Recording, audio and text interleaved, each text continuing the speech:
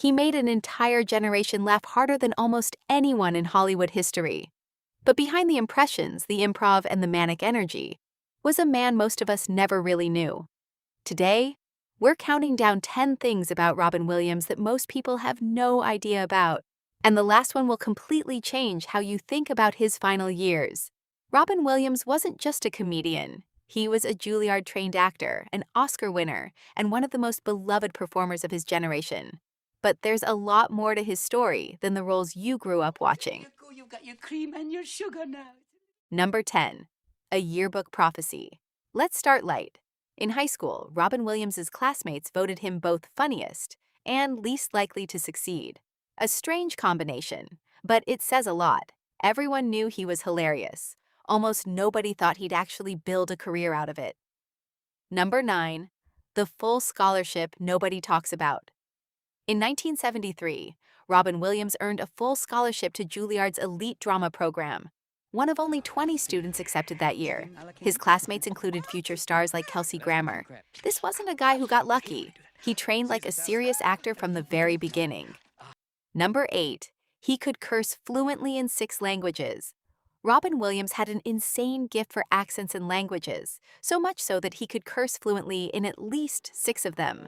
Combined with his rapid-fire improvisation, this made him almost impossible to censor on live television. Producers genuinely struggled to keep up with him. Number 7. His stand-up career. Started in a church basement after Juilliard, Williams moved back to San Francisco and couldn't land acting work. Then he stumbled onto a comedy workshop, held in the basement of a Lutheran church. That's where stand-up comedy Robin Williams was actually born. Number 6.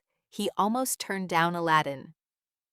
It's one of his most iconic roles of all time, but Robin Williams was initially hesitant to voice the genie in Aladdin. The demands of animation voice work were intense, and he wasn't sure it was the right move. Thankfully, he said yes.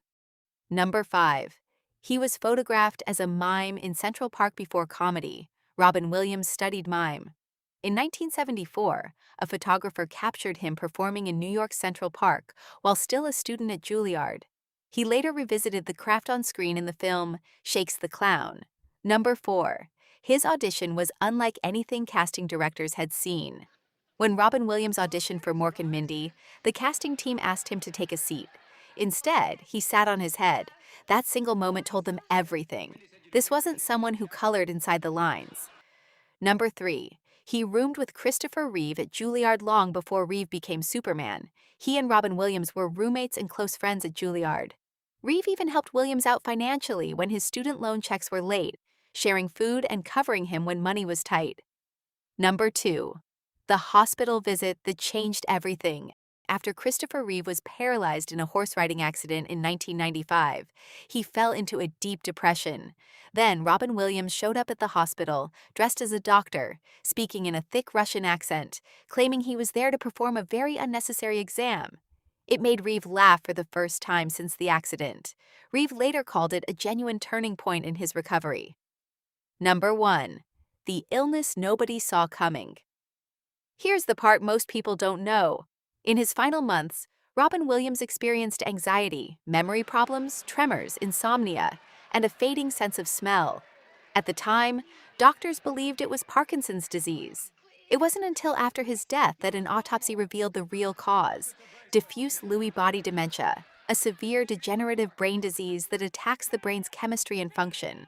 His widow, Susan Schneider Williams, has since spoken publicly about it, describing it as one of the most devastating cases his own neurologist had ever seen.